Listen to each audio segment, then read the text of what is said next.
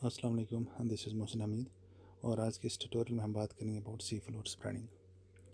जैसे आपको पता है कि कॉन्टिनेंटल थ्योरी जो है वो अ, अ, बहुत सारे अकाउंट्स में उसको क्रिटिसाइज़ किया गया, क्योंकि उस टाइम हमारे पास एविडेंसेस नहीं थे अबाउट ओशन फ्लोर के बारे में। तो लिहाजा बहुत रिसर्च की गई ये जानने के लिए कि ओशन फ्लोर जो है वो कैसा है और अर्थ के अंदर जो है वो प्रोसेसेस जो ऑपरेट होती हैं उनका क्या असर रहता है इस ओशन फ्लोर पे। तो on the basis of that जो एविडेंसेस हमारे पास सामने आ गई उससे हमें एक नई पिक्चर ओशन फ्लोर के बारे में सामने आ गई। तो जिसके बिना पे ये पता चला कि ओशन फ्लोर जो है वो एक प्लेन एरिया नहीं है बल्कि इसमें वेरीड फीचर्स पाए जाते हैं। तो ये आप देख सकते हैं कॉन्टिनेंटल शेल्फ है, स्लोप है, राइज है, ये एब्सिसल प्लेन है, इसी तरह मिड ओशनिक रिज हैं, रिफ्ट वैलीज है, ट्रेंच हैं, ये सारे जो फीचर्स हैं ओशन फ्लोर पे पाए जाते हैं, राइट। तो इसके बेसिस पे जो डिस्ट्रीब्यूशन ऑफ ओशन कंटिनेंट्स है उसके जो हमारे पास इंफॉर्मेशन थी तो उसने न्यू डायमेंशंस प्रोवाइड किए so far as the study for distribution and of oceans and continents is concerned। तो इस चीज़ को मद्देनज़र रखते हुए जो सी फ्लोर स्प्रेडिंग थ्योरी जो है वो पुट फॉरवर्ड की गई। लेकिन सी फ्लोर स्प्रेडिंग को अंडरस्टैंड करने से पहले हमें और एक थ्योरी को जानना होगा जिसको हम कन्वेक्शन करंट थ्योरी बोलते हैं।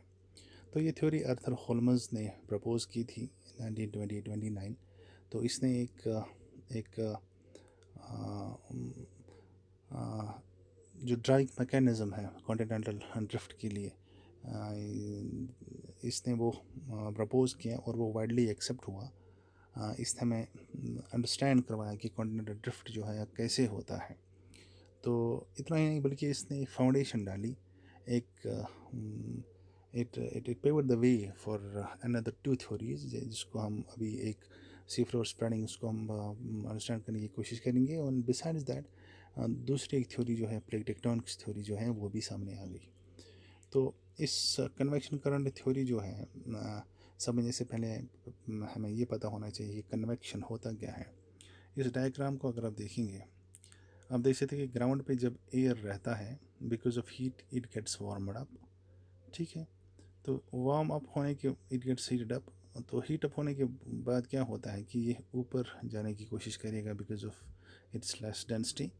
तो on reaching a particular height it will again try to move down, ये ऊपर नहीं जाएगा बिकॉज इसकी डेंसिटी इंक्रीज हो जाएगी, टेम्परेचर कम हो जाएगा, तो ये सेटल डाउन करने की कोशिश करेगा।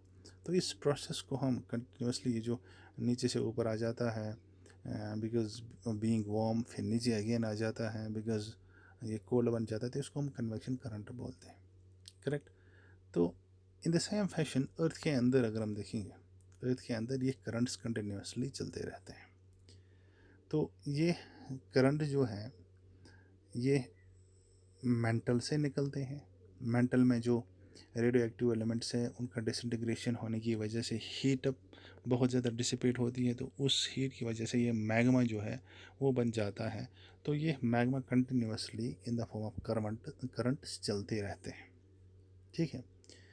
तो यहाँ पे इन दो पिक्चर्स को डायग्राम्स को अंडरस्टैंड करोगे कि करंट्स कंटिन्यूसली चलते रहते हैं।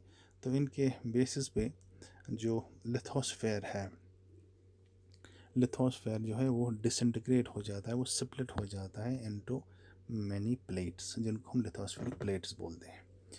तो जब ये करंट्स नीचे से ऊपर आ जाते हैं जहाँ पे ये मीट होते हैं, ठीक है, ये अ, इस क्रस्ट को थिन करने की कोशिश करेंगे। तो ऊपर जब ये पहुँचेंगे मीट हो जाएंगे, तो यहाँ पे जो फीचर बनेगा उसको हम मिड ओशनिक रिज बोलते हैं।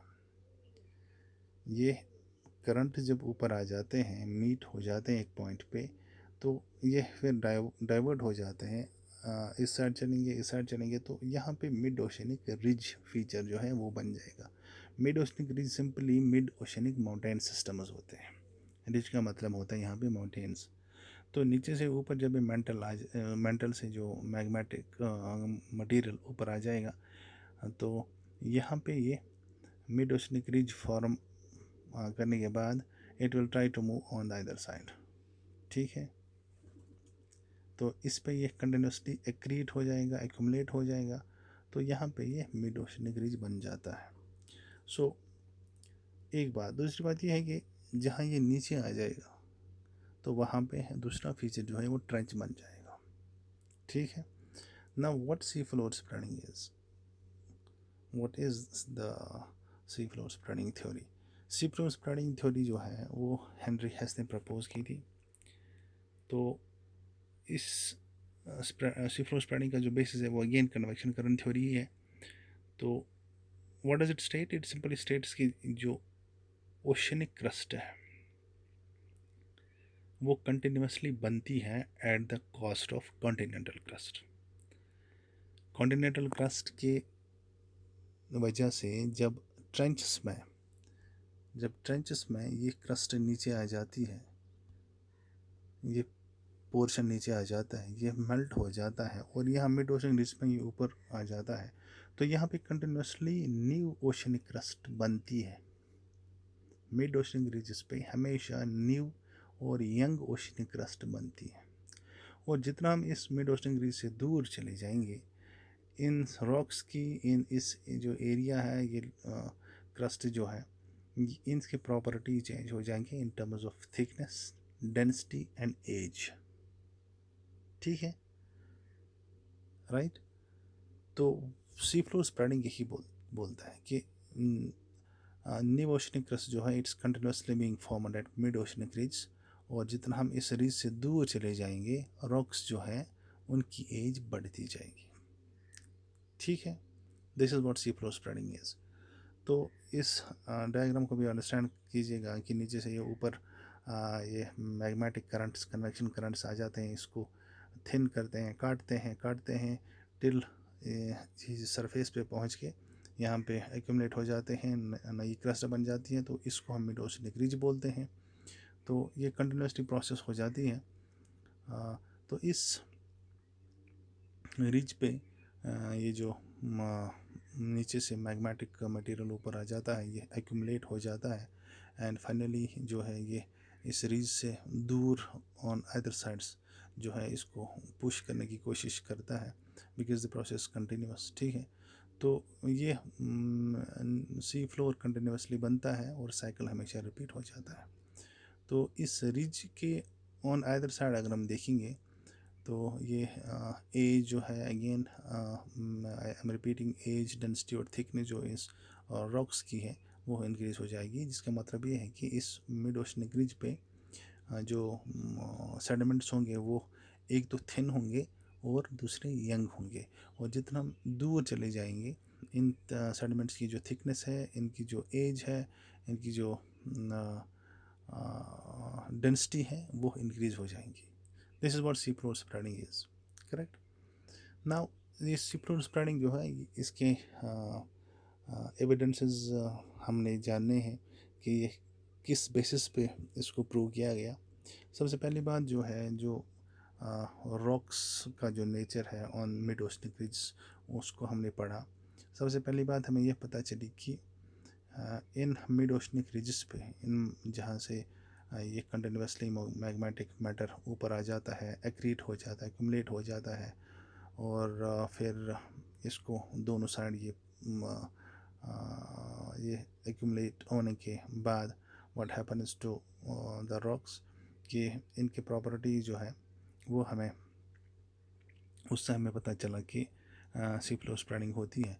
तो इस क्रस्ट को अगर हम देखेंगे, ये जहाँ पे मिड ओशनिक रिज पाए जाते हैं, तो इसके ऑन आइदर साइड्स अगर हम रॉक्स को देखेंगे, इनमें सिमिलरिटीज पाए जाते हैं in terms of their age, constituents and magnetic orientation.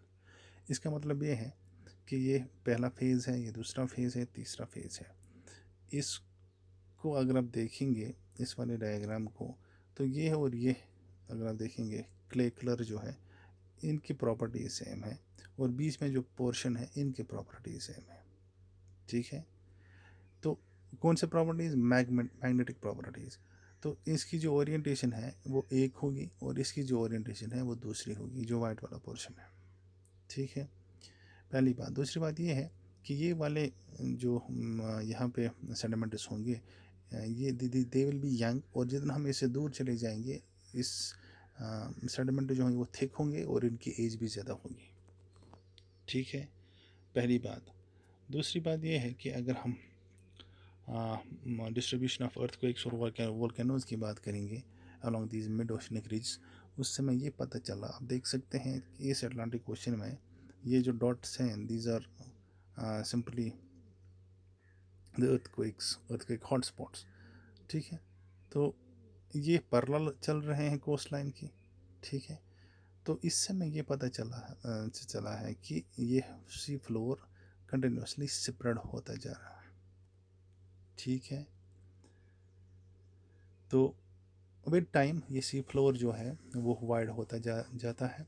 तो ये एक हमारे पास एविडेंस है जिससे प्रूव हुआ कि सी फ्लोर बाकी स्प्रेड हो जाता है। दूसरी बात ये है कि इन ओशन क्रस्ट पे या मिड ओशनिक रिजेस पे अगर हम टेम्परेचर की बात करेंगे तो उस पर टेम्परेचर ज़्यादा रहता है in comparison to the areas अगर हम इससे दूर चले जाएंगे।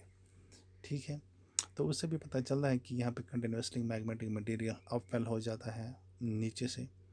तो लिहाजा सी फ्लोर स्प्रेडिंग को प्रूव करने के लिए एक हमारे पास इम्पोर्टेंट एविडेंस है।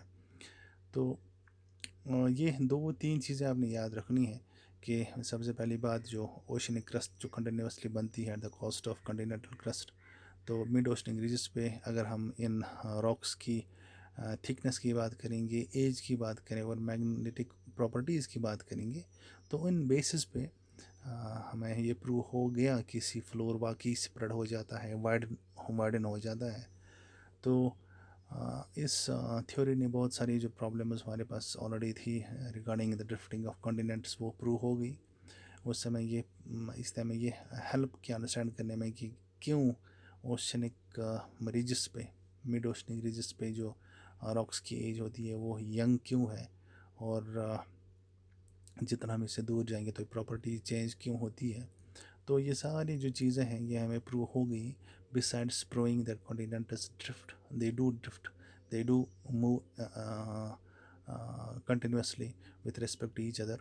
और इतना ही नहीं बल्कि इसने हमें और एक जो प्लॉजेबल थ्योरी है मॉडर्न टाइम्स की, जिसको हम प्लेट टेक्टोनिक्स थ्योरी बोलते हैं, वो भी उसकी बेस भी इसने बनाई।